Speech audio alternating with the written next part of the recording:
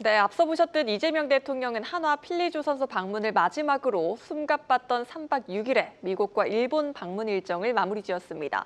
새 정부의 첫 외교 시험대였던 이번 순방, 어떤 평가를 받고 있는지, 또 이제 어떤 과제들이 남아있는지 세종 주재기자 연결해 알아보겠습니다. 전민정 기자, 이번 순방 관련해 어떤 평가들이 나오고 있습니까? 네, 일단 한미 정상회담이 큰 잡음 없이 마무리되며 한미 동맹의 첫 허들을 넘기는 데는 성공했다고 보는 시각이 많습니다. 정상회담 직전까지도 미국 측은 대미 직접 투자 확대와 쌀과 소고기 등 농축산물 시장 개방을 압박했는데요. 이에 기존 관세 합의를 뒤집는 돌발성 요구에 대한 우려가 컸던 것도 사실이죠. 하지만 다행히도 미국 측의 깜짝 청구서는 없었고 당초 합의 원안대로 유지됐습니다. 또 이번 정상회담을 계기로 경제통상 분야에서 한미 간 공조 협력을 한 단계 끌어올렸다는 평가도 나오고 있는데요. 양국은 관세 협상 타결 과정에서 핵심적 역할을 했던 조선 이외에도 원자력, 항공, 액화천연가스, 핵심 광물 등에서 모두 11건의 계약과 양해각서를 체결하며 여러 제조업 분야로 협력을 확대했습니다. 네, 다행히 미국의 추가 요구는 나오지 않았지만 합의문 발표 없이 회담이 마무리됐다는 점이 조금 걸리긴 합니다. 특히 자동차 품목관세 품목 인하 발표 시점이 구체적으로 제시될 것이라는 기대가 있었는데 뚜렷한 메시지가 없었던 거죠. 네, 그렇습니다. 미국은 지난번 관세 협상에서 자동차와 자동차 부품 관세를 25%에서 15%로 낮추기로 약속했지만 언제부터 인하할지는 아직 밝히지 않고 있는데요. 이번 정상회담에서도 관련 언급은 없었습니다. 특히 관세 협상 과정에서 우리나라는 그동안 자동차를 미국에 수출할 때 한미 FTA로 무관세를 적용받아온 만큼 자동차 품목 관세가 12.5%로 인하돼야 한다고 주장해왔죠. 이번 순방 기간에도 김정관 산업통상자원부 장관이 하워드 러튼이 미 상무장관과의 면담에서 자동차 관세를 12.5%로 낮춰달라고 요청한 것으로 알려졌는데요. 하지만 받아들여지지 않은 것으로 전해졌습니다. 반도체와 의약품 관세도 마찬가지입니다.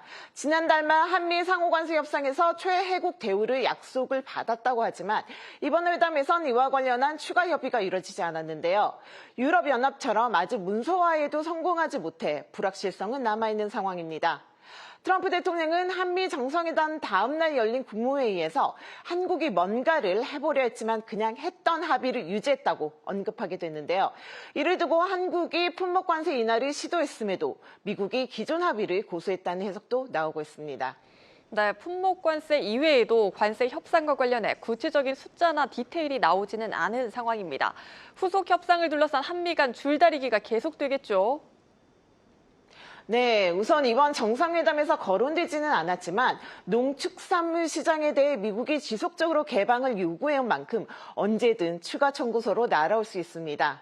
당장 러트닉 상무장관은 정상회담 직후 열린 한미 비즈니스 라운드 테이블 행사에서 우리 농민과 제조업자, 혁신가를 위해 시장을 계속해서 개척해 나갈 것이라고 밝혀 시장 개방 압박을 계속하겠다는 뜻을 내비쳤습니다.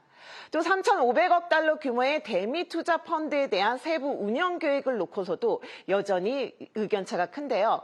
우리 통상당국은 융자나 보증 형태를 강조하지만 미국 정부는 직접 투자 비중을 늘려야 한다는 입장인데 이번 정상회담에서도 명문화된 합의 내용이 나오지 않으면서 후속 협상의 불씨는 남아있는 모습입니다. 아울러 트럼프 대통령이 정상회담에서 한국과 알래스카 프로젝트 관련 논의도 진행하고 있다는 돌출 발언을 하며 알래스카 LNG 개발 사업 참여 압박이 재점화될 가능성도 제기됩니다. 네, 또 이번 한미 정상회담에 대해 여야도 엇갈린 평가를 내놨군요. 네, 그렇습니다. 먼저 여당인 더불어민주당은 압도적인 성공이라고 평했습니다.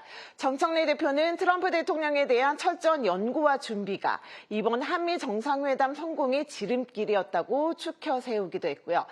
반면 국민의힘은 한미 정상회담 결과 평가 긴급 간담회를 열고 회담 결과에 대한 비판을 이어갔는데요. 송원석 원내대표는 농산물 개방과 전작권 전환 등에 대한 구체적인 정보가 나오지 않은 점을 언급하며 우리나라 경제와 안보에 부담이 늘 것 같아 염려된다고 평가했습니다. 지금까지 세종 스튜디오에서 한국경제TV 전민정입니다.